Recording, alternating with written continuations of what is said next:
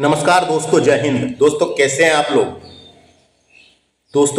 आप लोग? इस लेक्चर में हम कंपनी के अधीन गवर्नर जनरल डिस्कस करेंगे। दोस्तों आपको जानकारी के लिए काम की बात बताऊं, यह लेक्चर मेरे द्वारा डिस्कस किया जा रहा है और इसके अलावा मैंने मॉडर्न हिस्ट्री लूसेंट की बुक से सारा कंप्लीट करा दिया हूं दोस्तों, है ना। मेरे चैनल को विजिट कर सकते हैं, वहां प्लेलिस्ट मिल जाएगी, आपको प्लेलिस्ट मिल जाएगी तो आप उसको देख सकते हैं। क्योंकि कोई जब पढ़ा जाता है दोस्तों तो आसानी हो जाती है। जो बिगनर्स लोग हैं, नए जो शुरुआत किए हैं अभी स्टडी करने की, तो उनके लिए काफी फायदेमंद होगा ये लेक्चर। उसके बाद देखने के बाद जब आपको समझ में जाएगा तो आप रिवीजन कर सकते हैं। दोस्तों आप तो खुद भी पढ़ सकते हैं बुक से, लेकिन दोस्तों जब कोई पढ़ा देता है थोड़ा समझ में आता है, आसान हो जाता है। दोस्तों कई लोग कमेंट करेंगे देख देख के पढ़ा रहा है, ये कर रहा है, लेकिन दोस्तों मैं इसको इजी वे में समझाने की कोशिश कर रहा हूं और एक्सप्लेन करने की कोशिश कर रहा हूं दोस्तों। तो आइए शुरू करेंगे ज्यादा बातें ना करते हुए। तो कंपनी के अधीन गवर्नर जनरल, जितने भी गवर्नर जनरल हुए, इन सबके पार्ट वाइज लेक्चर आएंगे दोस्तों, एक एक करके। क्योंकि इकट्ठे में बहुत बड़ा वीडियो बनाऊंगा तो फिर आप लोग देखते नहीं बड़ा है करके, इसलिए पार्ट के रूप में बनाऊंगा जो काम की जानकारी एग्जाम ओरिएंटेड देने की कोशिश करूंगा।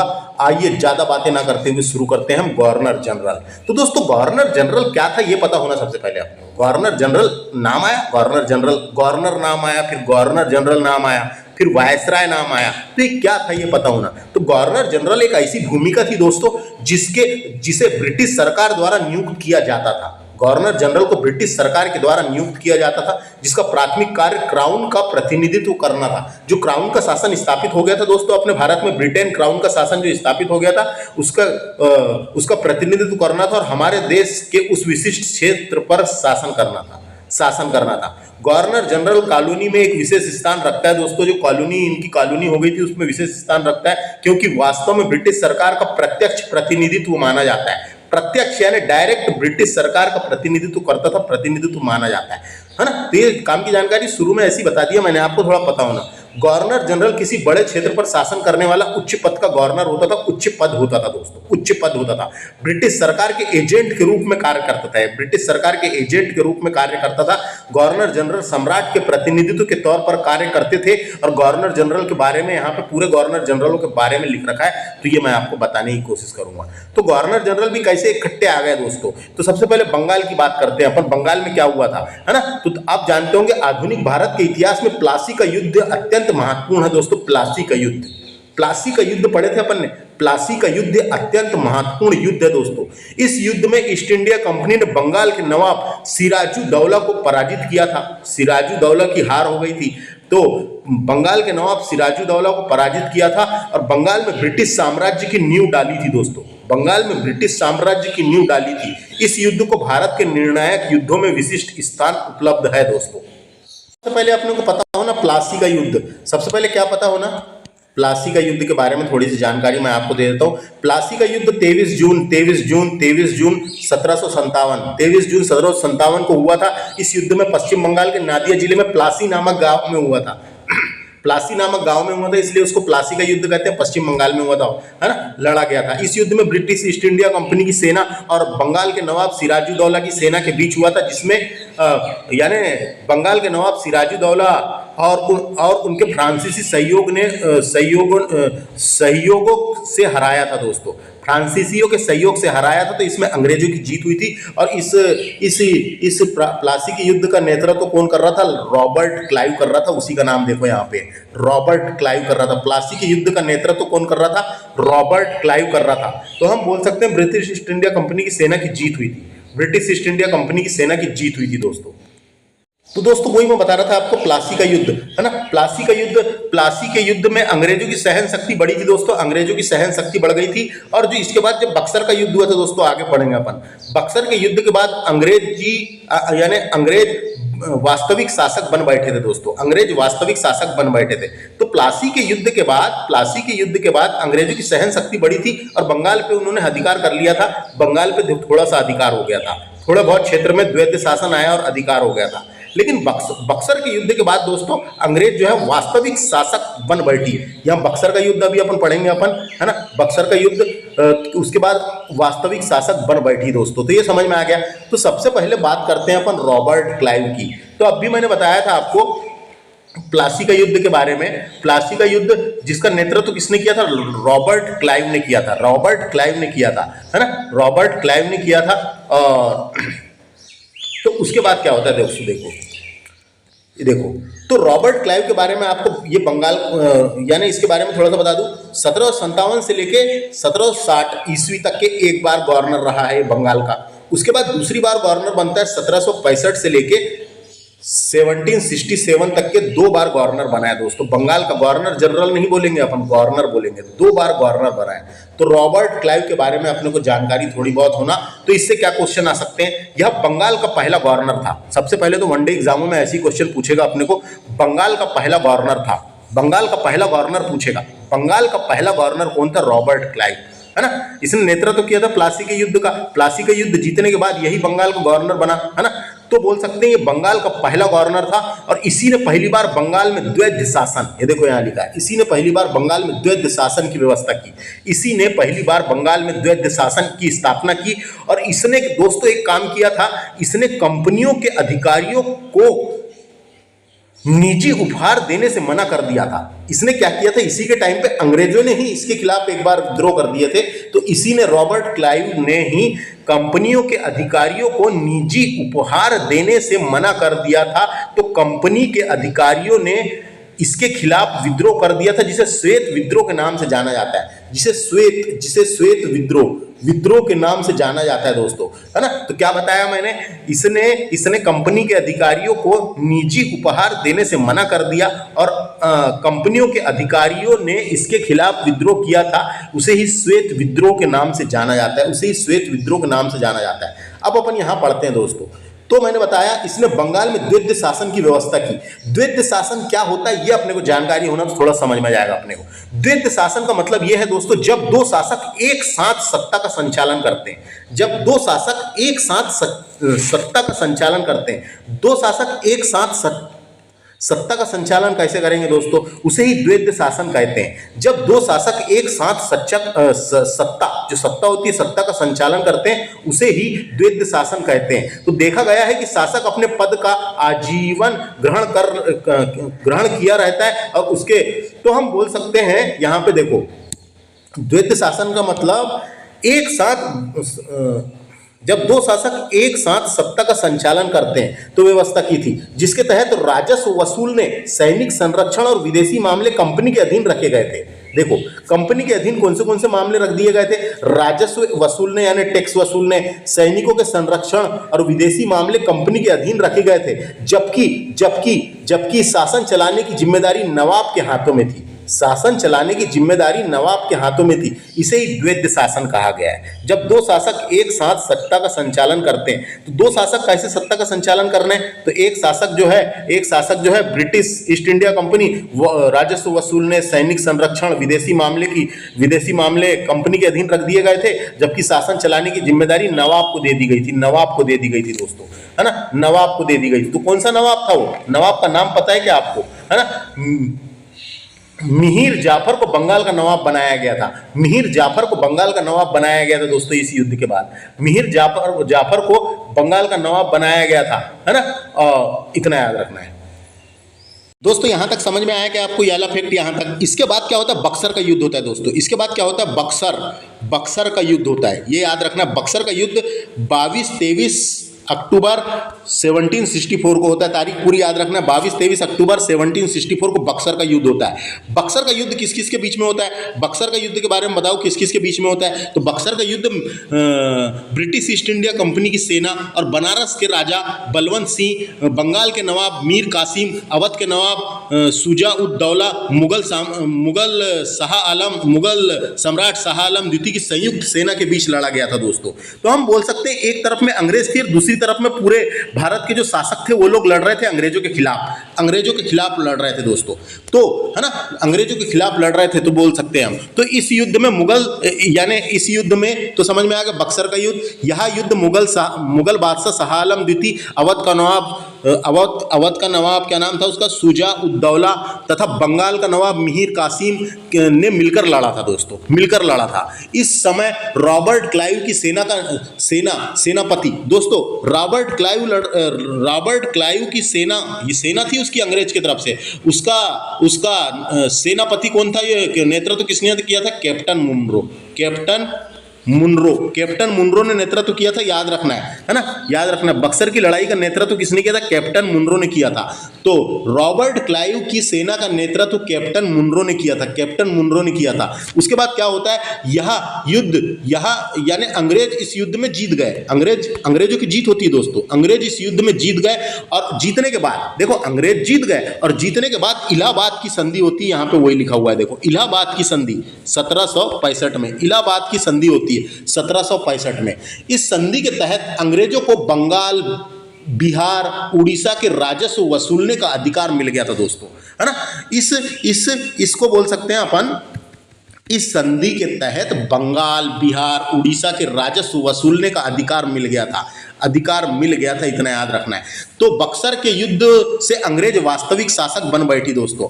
बक्सर के युद्ध के बाद, अंग्रेजों की जीत के बाद अंग्रेज जो है वो वास्तविक शासक बन बैठी। तो वही मैं आपको बताना चाह रहा था। तो इसमें मुगल शाह आलम द्वितीय को इलाहाबाद की संधि के द्वारा कंपनी के संरक्षण में ले लिया गया।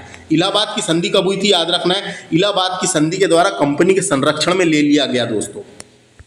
बाकी चीजें बोल के बता रहा हूं दोस्तों मैं, आप कंफ्यूज नहीं होना। इलाहाबाद की संधि कब हुई थी? 16 अगस्त 1765 को हुई थी। मुगल सम्राट शाह आलम द्वितीय और ईस्ट इंडिया कंपनी के गवर्नर रॉबर्ट क्लाइव के बीच हुई थी। यह संधि बक्सर की लड़ाई के बाद हुई थी दोस्तों। इस संधि के बारे में बताऊं, इस संधि के तहत बंगाल के सूबे में कर वसूलने का अधिकार ईस्ट इंडिया कंपनी को सौंप दिया गया था। कंपनी इलाहाबाद शाह आलम द्वितीय को लौटने के लिए बोल दिया गया, बोले तू लौट, अब हो गया तेरा काम खत्म। कंपनी के बादशाह को सालाना, कंपनी ने बादशाह को सालाना 24 लाख रुपए खर्च के तौर पर देने का वादा कर दिया था और कई सारी चीज हुई थी इसके तहत दोस्तों अवध प्रांत में मुक्त व्यापार करने का अधिकार भी मिल गया था। किसको? ये अंग्रेजों को। बहुत सारी चीज हुई थी दोस्तों, इसीलिए तो इसको बोलते हैं कि बक्सर के युद्ध से अंग्रेज वास्तविक शासक बन बैठी, वास्तविक शासक बन बैठी। आगे समझ, तो इसको फिर से पढ़ लेता हूं मैं। इसमें मुगल सम्राट शाह आलम द्वितीय को इलाहाबाद की संधि 1765 के द्वारा कंपनी के संरक्षण में ले लिया गया। इस संधि के जरिए ईस्ट इंडिया कंपनी देश की राजनीतिक संवैधानिक व्यवस्था में दखल देने का अवसर मिल गया था दोस्तों, दखल देने का अवसर मिल गया था। और यहीं से भारत में ब्रिटिश ईस्ट इंडिया कंपनी नींव पड़ी, यहीं से भारत में ब्रिटिश ईस्ट इंडिया कंपनी की नींव पड़ी, यहीं से भारत में ब्रिटिश ईस्ट इंडिया कंपनी की नींव पड़ी दोस्तों, है ना।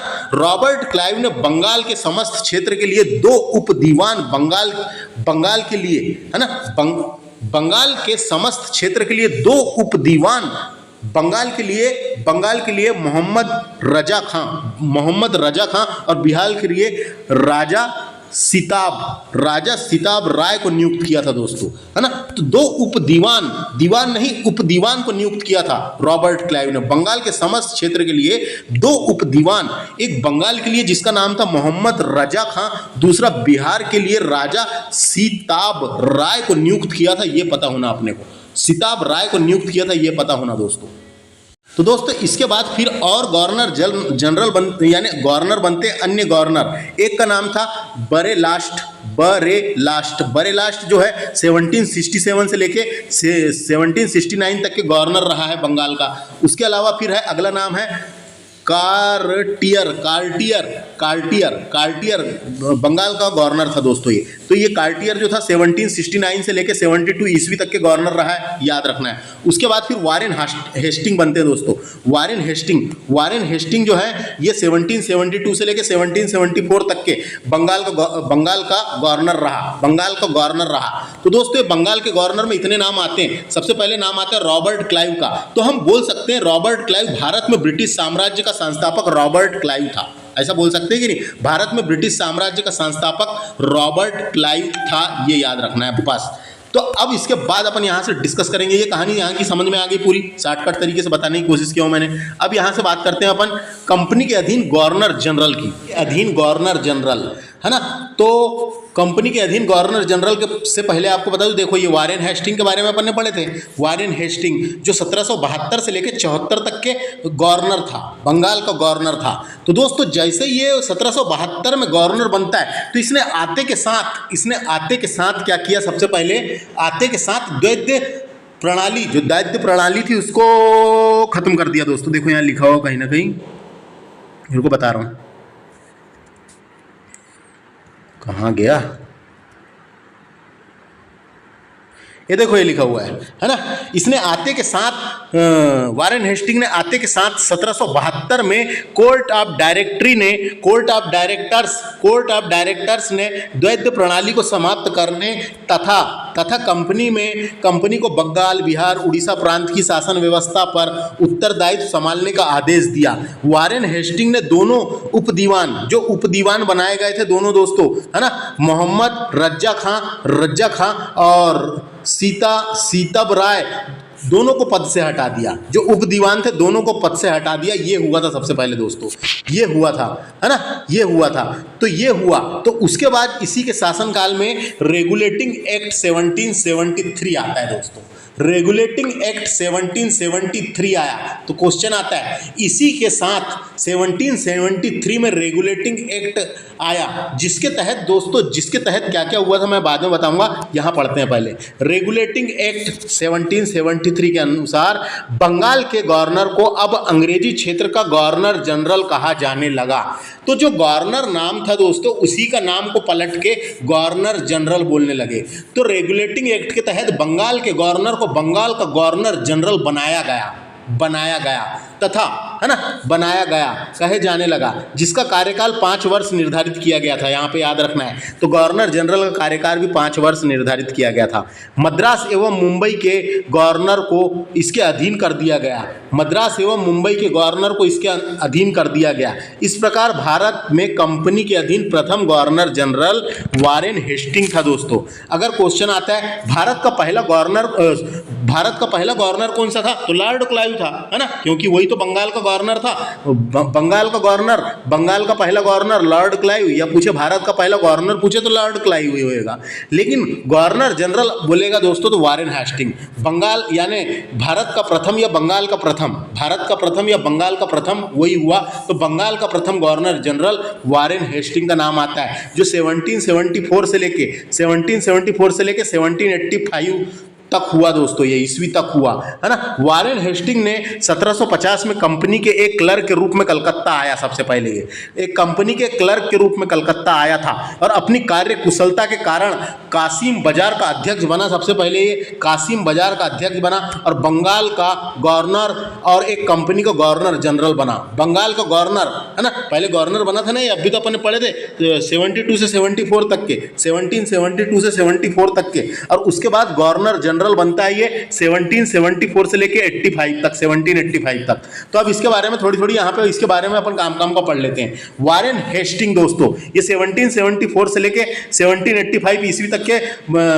गवर्नर जनरल था। तो इसी के टाइम पे क्या हुआ था, इसने राजकीय कोषागार को मुर्शिदाबाद से हटाकर कलकत्ता लाया दोस्तों। तो कोषागार क्या होता है ये अपने को सबसे पहले पता होना। राज्य की कोषागार क्या होता है, तो उसको क्यों हटाया इसने। राज्य की कोषागार का मतलब होता है सरकारी कार्यालय जहां पर पेंशन भुगतान, सरकारी कागज, वस्तुओं को सुरक्षित रखा जाता है वाला जो ऑफिस था इनका या कार्यालय था, सरकारी कार्यालय, उसको मुर्शिदाबाद से हटाकर कलकत्ता लाया दोस्तों, इसी ने कलकत्ता लाया। नेक्स्ट फैक्ट है 1772 में इसने प्रत्येक जिले में एक फौजदारी व दीवान अदालतों की स्थापना की थी। दीवानी अदालतों की स्थापना की थी दोस्तों। यहां से लेके यहां तक के जो ये फैक्ट है दोस्तों, ये परीक्षा में नहीं आते, इसलिए हम फटफट पढ़ देता हूं, है ना। तो देखो यहां पे क्या लिखा है, 1772 में इसने प्रत्येक जिले में एक फौजदारी व दीवानी अदालतों की स्थापना की थी। फौजदारी अदालतों सदर निजामत अदालत द्वारा निरीक्षित होता था। किसके द्वारा, सदर निजामत अदालतों द्वारा निरीक्षित होता था। नाजिम द्वारा नियुक्त दरोगा अदालत की अध्यक्षता करता था। नाजिम द्वारा नियुक्त दरोगा अदालत की अध्यक्षता करता था। दीवान अदालत में कलेक्टर मुख्य न्यायाधीश होता था। जिला फौजदारी अदालत एक भारतीय अधिकारी के अधीन होता था, जिसकी सहायता के लिए एक मुफ्ती और एक काजी होता था। कलेक्टर इस न्यायालय के कार्य की देखभाल करता था। ये एक चीज ये परीक्षा में उतनी नहीं आती, इसलिए मैंने साफ साफ पढ़ दिया, बस जो समझाने वाली चीजें रहेगी उसको बताऊंगा। कलेक्टर में एक सदर दीवान अदालत कलकत्ता में एक सदर दीवान अदालत और एक सदर फौजदारी अदालत की स्थापना की गई। सदर दीवानी अदालत में कलकत्ता काउंसिल का सभापति और उसी काउंसिल को 2 सदस्य राय रायन ये उसका नाम था दोस्तों, पद का नाम राय रायन, और मुख्य कानूनागों की सलाह से न्याय करते थे। कानूनागों की सलाह से न्याय करते थे। सदर फौजदारी अदालत में नाइब निजाम, मुख्य काजी, मुफ्ती और 3 मौलवियों की सलाह से न्याय करते थे। 3 मौलवियों की सलाह से न्याय करते थे। जिले में दीवानी और फौजदारी अदालतों के मुकदमे अंतिम निर्णय के लिए सदर अदालत में भेजे जाते थे। सदर अदालत में भेजे जाते थे, बस इसको पढ़ लेना एक बार बस। अगला फैक्ट है, दीवानी मुकदमों में जीत जाति कानून अर्थात हिंदुओं से संबंध में हिंदू कानून, मुसलमानों के लिए मुस्लिम कानून लागू किया जाता था, जबकि फौजदारी मुकदमे में मुस्लिम कानून लागू होता था। फौजदारी मुकदमे में मुस्लिम कानून लागू होता था। उसके बाद 1772 में, तो ये 1772 यानी रेगुलेटिंग एक्ट के पहले की बात बताई गई है इस फैक्ट में। 1772 में कोर्ट ऑफ डायरेक्टर्स ने द्वैध प्रणाली को समाप्त करके और कंपनी को बंगाल, बिहार और उड़ीसा प्रांत की शासन व्यवस्था का उत्तरदायित्व संभालने का आदेश दिया। वारेन हास्टिंग ने दोनों उप दीवानों रजा खां और सीताब राय को पद से हटा दिया था। हेस्टिंग ने नवाब की देखभाल के लिए मीर जाफर की विधवा थी मुन्नी बेगम को उसका संरक्षण नियुक्त किया दोस्तों। किसका? नवाब का संरक्षण नियुक्त किया। और 1775 में मुन्नी बेगम को हटाकर मोहम्मद रजा खां को नवाब का संरक्षण नियुक्त किया था। मोहम्मद रजा खां को नवाब का संरक्षण नियुक्त किया था दोस्तों। तो यहाँ तक के जितनी चीज़ें थी इसको एक बार पढ़ना है बस। उसके बाद नेक्स्ट फैक्ट देखिए, ये क्या लिखा है यहाँ पे। 1776 में मनुस्मृति का अंग्रेजी अनुवाद a code of Gentoo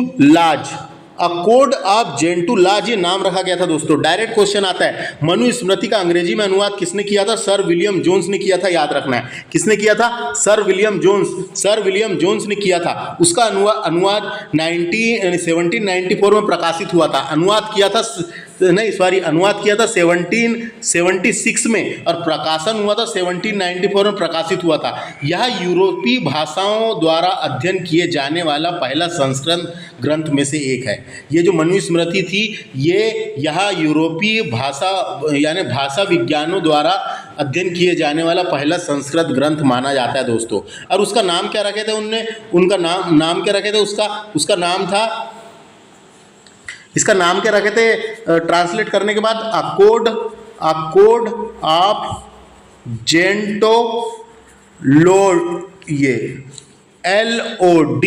laws, हाँ तो उसको लाज लिखा है दोस्तों हिंदी में, मिस प्रिंटिंग में ऐसा हो जाता है। द कोड ऑफ जेंटो लॉज ये था नाम उसका, याद रखना है। इसको हिंदी में बोल सकते हैं जेंटू कानूनों की संहिता। इसको हिंदी नाम बोल सकते हैं, जो इंग्लिश लिखा है उसी का हिंदी नाम बता रहा हूं मैं।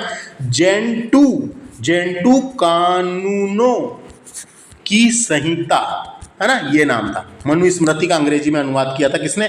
विलियम जोन्स ने। याद रखना है किसने किया था? विलियम जोन्स ने। नेक्स्ट फैक्ट है 1781 में कलकत्ता में मुस्लिम शिक्षा के विकास के लिए प्रथम मदरसा स्थापित हुआ था। प्रथम मदरसा की बात हो रही है। मदरसा क्या होता है तो आप जानते होंगे। मदरसा एक अरबी भाषा का शब्द है जिसका मतलब होता है अध्ययन का स्थान, जिसका अर्थ होता है अध्ययन का स्थान। तो यह एक तरह का विद्यालय होता है दोस्तों जिसमें इस्लामिक शिक्षा दी जाती है। मदरसे में पढ़ाने का तरीका और पाठ्यक्रम अलग अलग होता है। मदरसा में पढ़ाए तो मदरसा में इस्लामिक शिक्षा दी जाती है, वाला उसी मदरसा कहते हैं। तो कलकत्ता में पहला मदरसा खोला गया था, ये याद रखना है। इसी के समय 1782 में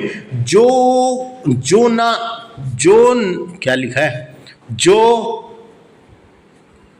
जोनाथन डंकन ने बनारस में संस्कृत विद्यालय की स्थापना की थी, है ना। तो अपन बोल सकते हैं क्या हुआ था दोस्तों, जिसका नाम था जोनाथन डंकन, है ना। इसने 1791 में, कब की बात है? नहीं 1782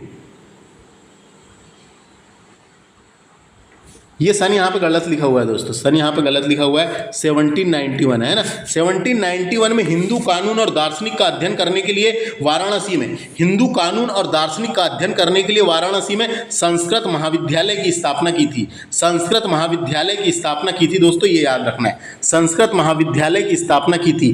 तो बनारस में संस्कृत महाविद्यालय की स्थापना किसने की थी? जोनाथन डंकन ने की थी। नाम आ सकता है इनका, याद रखना है दोस्तों, है ना, डायरेक्ट पूछा जा सकता है। नेक्स्ट है विलियम विल्किंस ने 1785 में भगवत गीता का अंग्रेजी में अनुवाद किया था।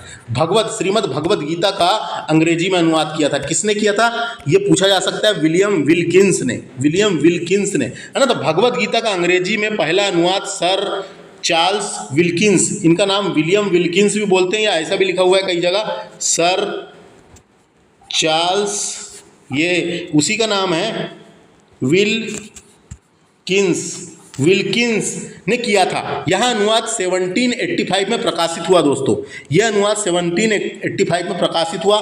चार्ल्स विल्किंस एक ब्रिटिश नागरिक थे और ईस्ट इंडिया कंपनी के कर्मचारी थे। वे एशियाई सोसाइटी के संस्थापक सदस्यों में से एक थे। तो इन्होंने किए थे दोस्तों भगवत गीता का अनुवाद। तो ये याद रखना है ना, इनका नाम पूछा जा सकता है किसने किया था करके। इसी के समय सर विलियम जोन्स ने 1784 में the Asiatic Society of Bengal की स्थापना की थी दोस्तों। एशियाटिक सोसाइटी ऑफ बंगाल की स्थापना की थी, याद रखना है, एशियाटिक सोसाइटी ऑफ बंगाल की स्थापना की थी। और इन्होंने ही 1789 में अभिज्ञान शकुंतलम का नामक नाटक का अंग्रेजी में अनुवाद किया था। अभिज्ञान शकुंतलम का अंग्रेजी में अनुवाद सबसे पहले सर विलियम जोन्स ने ही किया था। सर विलियम जोन्स ने ही किया था दोस्तों, याद रखना है ना, सर विलियम जोन्स ने ही किया था। डायरेक्ट पूछा जाता है अंग्रेजी में अनुवाद किसने किया था? सर विलियम जोन्स ने किया था अभिज्ञान शकुंतलम का, है ना। और ये सोसाइटी की स्थापना भी बंगाल में सर विलियम जोन्स ने की थी। उसके बाद नेक्स्ट फैक्ट है 1804 में बम्बई में एशियाटिक सोसाइटी की स्थापना की थी दोस्तों, बम्बई में। तो किसने की थी? तो ये किसने की थी अभी तक पूछा नहीं गया, लेकिन बम्बई में एक और एशियाटिक सोसाइटी बनी थी जिसकी स्थापना जेम्स यानी नाम था उनका जेम्स मैककिंगटोश, ये नाम था, जेम्स मैककिंगटोश ने की थी दोस्तों बम्बई में, है ना, एशियाटिक सोसाइटी ऑफ बॉम्बे। तो 1804 में बम्बई में एशियाटिक सोसाइटी की स्थापना सर मैककिंगटोश ने की थी। इसके अलावा 1823 में लंदन में Asiatic Society of the great Britain की स्थापना भी की गई थी, है ना। तो ये किसने की थी? तो लंदन में Asiatic Society of great Britain की स्थापना हेनरी थॉमस कोलब्रुक ने की थी दोस्तों, कोलब्रुक ने की थी, याद रखना है ना। बस इतनी चीज़ें, ऐसा क्या पता रहना चाहिए। तो पूछा नहीं गया अभी तक के बम्बई वाला और लंदन वाला, लेकिन कब की गई थी ये पता रहना चाहिए। इसने मुगल सम्राट को मिलने वाला 26 लाख रुपए का वार्षिक पेंशन बंद कर दिया था दोस्तों। किसने? वारेन हेस्टिंग ने। मुगल साम्राज्य को मिलने वाला 16 लाख रुपए वार्षिक पेंशन बंद कर दिया था। और इसी के समय 1780 में क्या होता है, भारत का पहला समाचार पत्र बंगाल गजट का प्रकाशन हुआ। जेम्स अगस्टा हिक्की ने प्रकाशित किया था, अंग्रेजी भाषा का था दोस्तों, है ना। तो कभी क्वेश्चन आ सकता है उस टाइम पे गवर्नर जनरल कौन थे? तो वारेन हेस्टिंग थे। तो बंगाल गजट भारत में प्रकाशित होने वाला पहला अंग्रेजी समाचार पत्र था, ये याद रखना है। अब आगे चलते हैं इधर का फैक्ट। उसके बाद देखिए दोस्तों, इसी के समय रेगुलेटिंग एक्ट के तहत, तो आप जानते हैं रेगुलेटिंग एक्ट कब आया था? 1773 के तहत स्थापित कलकत्ता में सर्वोच्च न्यायालय के पहले मुख्य न्यायाधीश कौन बने थे? तो ये बने थे जिनका नाम था सर एलिजा इम्फे। तो अपन बोल सकते हैं कि रेगुलेटिंग एक्ट के तहत 1774 में कलकत्ता में एक उच्च न्यायालय की स्थापना की गई थी, जिसका अधिकार क्षेत्र केवल कलकत्ता तक ही था। कलकत्ता के बाहर का मुकदमा तभी सुना जाता था जब दोनों पक्ष सहमत हो। इस न्यायालय में अंग्रेजी कानून लागू होते थे दोस्तों। इस न्यायालय से अंग्रेजी कानून लागू शुरू हुए। इस न्यायालय के बाद से ही भारत में अंग्रेजी कानून लागू हुए दोस्तों, लागू होते थे, है ना, लागू हुए। और इसका इसके पहले मुख्य न्यायाधीश बनाए गए थे सर एलिजा इम्फे, नाम आ सकता है, सर एलिजा इम्फे थे, जिसने 1782 में इस्तीफा देना पड़ा था। तो उन्होंने इस्तीफा दे दिया था दोस्तों, और इसी के टाइम पे हेस्टिंग ने बंगाली ब्राह्मण नंद कुमार पर झूठा आरोप लगाकर न्यायालय से फांसी की सजा दिलवाई थी दोस्तों। न्यायालय से फांसी की सजा दिलवाई थी, है ना। तो नंद कुमार के बारे में थोड़ी सी जानकारी अपने को पता होना कौन थे। तो भारत की पहली फांसी इन्हीं को हुई थी दोस्तों। भारत की पहली फांसी इन्हीं को हुई थी। महाराजा नंद कुमार नाम था इनका, महाराजा नंद कुमार। तो महाराजा नंद कुमार को वारेन हेस्टिंग ने एक झूठे मुकदमे में फांसी पर चढ़ा दिया था, झूठे मुकदमे में फांसी पर चढ़ा दिया था। तो क्या हुआ था दोस्तों, ये जो थे नंद कुमार जो था ये एक दीवान जैसे था यहाँ पे अपने यहाँ, ये अंग्रेजों के टाइम पे दीवान टाइप का था और वहाँ पे उनका काम करता था। इसकी पटना बंद हो गई किसके, वारेन हेस्टिंग से। वारेन हेस्टिंग से पटना बंद हो गई, है ना। तो एक नंद कुमार एक हिंदू ब्राह्मण और एक बड़े जमींदार और बंगाल के बहुत प्रभावशाली व्यक्ति थे दोस्तों, है ना। और ये दीवान टाइप का काम करते थे उनके अंग्रेजों के यहाँ और अच्छे थे। तो इसकी वारेन हेस्टिंग से पटना बंद हो गई। तो वारेन हेस्टिंग से जब पटना बंद हुई तो नंद कुमार ने एक पत्र लिखा दोस्तों, किसको, ब्रिटिश गवर्नमेंट को एक पत्र लिखा।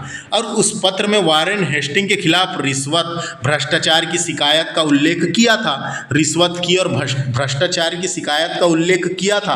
तो फिर उससे वारेन हेस्टिंग का दिमाग घूम गया कि मेरे खिलाफ ऐसा कर रहा है करके। तो वारेन हेस्टिंग ने ही झूठे आरोप लगाकर इसको नंद कुमार को फांसी पर लटकवा दिया था, है ना। न्यायालय से फांसी की सजा दिलवा दी थी नंद कुमार को। तो ऐसा हुआ था। तो नंद कुमार ऐसे व्यक्ति बन गए जो फांसी पर लटकने वाले पहले व्यक्ति कहलाए। भारत के पहले व्यक्ति थे जिन्हें फांसी पर लटकाया गया था, है ना। भारत के पहले व्यक्ति थे जिनको फांसी पर लटकाया गया था, जिसका नाम था नंद कुमार, एक ब्राह्मण, है ना, बंगाली ब्राह्मण नंद कुमार। नेक्स्ट फैक्ट देखते हैं। प्रथम अंगल मराठा युद्ध कब हुआ था, 1775 से लेके 1782 में हुआ।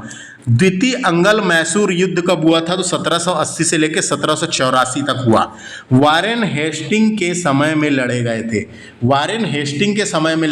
थे, है ना। प्रथम अंगल मराठा युद्ध सालबाई की संधि किसके तहत समाप्त हुआ, सालबाई की संधि 1782 ईस्वी में हुई थी, इसके तहत समाप्त हुआ दोस्तों। एवं द्वितीय अंगल मैसूर युद्ध मंगलोर की संधि के तहत समाप्त हुआ। मंगलोर की संधि 1784 में हुई थी, इसके तहत समाप्त हुआ, याद रखना है, इसके तहत समाप्त हुआ। ये वारेन हेस्टिंग के टाइम पे ही हुए थे। पीट्स इंडिया एक्ट आता है दोस्तों 1784 में।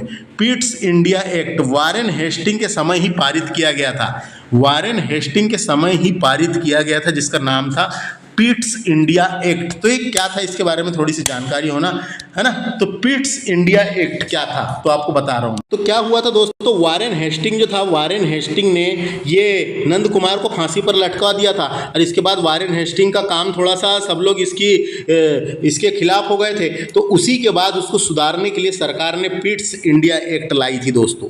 पीट्स इंडिया एक्ट लाई थी 1784 में। तो पीट्स इंडिया एक्ट 1784 में आया। इससे क्या हुआ, इसके द्वारा राजनीतिक मामलों के लिए बोर्ड ऑफ कंट्रोल का गठन किया गया था और व्यापारिक मामलों के लिए बोर्ड ऑफ डायरेक्टर्स का गठन किया गया था, है ना। बोर्ड ऑफ कंट्रोल और बोर्ड ऑफ डायरेक्टर्स का गठन किया गया था, डायरेक्टर्स का गठन किया गया था दोस्तों, है ना। तो ये इसी के द्वारा, किसके द्वारा, पीट्स इंडिया एक्ट के द्वारा राजनीतिक मामलों के लिए बोर्ड ऑफ कंट्रोल और व्यापारिक मामलों के लिए बोर्ड ऑफ डायरेक्टर्स का गठन किया गया था। और वारेन हेस्टिंग के टाइम पे ही बोर्ड ऑफ रेवेन्यू की स्थापना भी हुई थी, है ना। बोर्ड ऑफ रेवेन्यू की स्थापना भी हुई थी, देखो लिखा हुआ है। बोर्ड ऑफ रेवेन्यू का मतलब होता है राजस्व परिषद का गठन हुआ था। राजस्व परिषद का गठन 1772 में किया गया था, उसी को बोर्ड ऑफ रेवेन्यू कहते हैं, है ना। राजस्व मंडल या राजस्व बोर्ड बोल सकते हैं। राजस्व से जुड़े मामलों को देखने वाला एक निकाय होता था ये। तो क्वेश्चन आते रहता है, बोर्ड ऑफ रेवेन्यू की स्थापना वारेन हेस्टिंग के समय हुई थी, ये याद रखना है दोस्तों। उसके बाद हेस्टिंग ने संपूर्ण लगान के हिसाब की देखभाल के लिए एक भारतीय अधिकारी जिसका नाम था राय आई रेयन, है ना। इंग्लिश में ऐसा लिखेंगे इसको, राय आई रेयन, तो उसको बोल सकते हैं राय रायन की नियुक्ति की थी। इस पद को प्राप्त करने वाला पहला भारतीय दुर्लभ राय का पुत्र राज वल्लभ था, तो राज वल्लभ था, है ना। तो इस पद को प्राप्त करने वाला पहला भारतीय दुर्लभ राय का पुत्र राज वल्लभ था, ये फैक्ट पता होना अपने को। उसके बाद आता है पिट्स इंडिया एक्ट, ये वाला है वो तो 1784 में के विरोध में इस्तीफा देकर, इसके विरोध में इस्तीफा दे दिया था किसने, वारेन हेस्टिंग ने।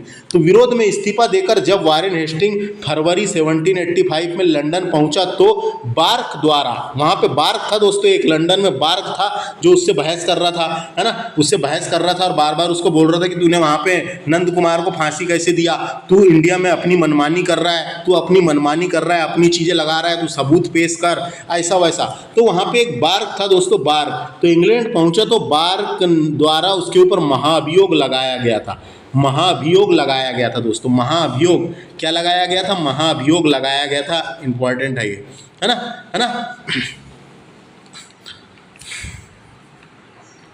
बार्क का पूरा नाम था एडमंड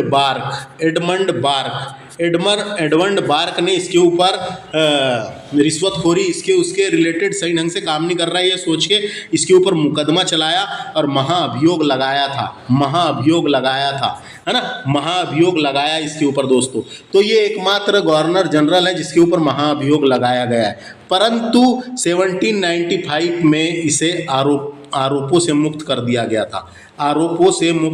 गया था, यानी महाभियोग लगा लेकिन आरोपों से मुक्त कर दिया गया था। उसके बाद क्या होता है, नोट लिखा है देखो, 1786 में वारेन हेस्टिंग के जाने के पश्चात लगभग लगान परिषद बनाया था ना जो उसने, है ना, बोर्ड ऑफ रेवेन्यू, लगान परिषद का पुनर्गठन किया गया और एक नवीन अधिकारी मुख्य सरिस्तादार की नियुक्ति की गई, जिसका कार्य सभी कानून गो के कागजों की देखभाल करना। इस पद पर प्रथम नियुक्ति जेम्स ग्रांट की हुई थी, दोस्तों। तो एक पद था, नियुक्ति की गई थी जिसका कार्य कानूनी कागजों की देखरेख करना, देखभाल करना, ये सब था, और इस पर प्रथम नियुक्ति जेम्स ग्रांट की हुई थी, इतना याद रखें। सुरक्षा प्रकोष्ठ नीति, है ना, क्या थी ये, तो एक नीति थी दोस्तों जिसको इंग्लिश में रिंग फेंस पॉलिसी बोलते हैं। ब्रिटिश सरकार की एक नीति थी जिसका मकसद अपने क्षेत्र की सुरक्षा के लिए पड़ोसियों की सीमा की रक्षा करना था। तो अपनी क्षेत्र की भी रक्षा करना और पड़ोसियों की सीमा की भी रक्षा करना था। तो ये वारेन हेस्टिंग से संबंधित एक नीति, एक पॉलिसी बनाया था उसने, जिसका नाम रखा था सुरक्षा प्रकोष्ठ नीति, है ना।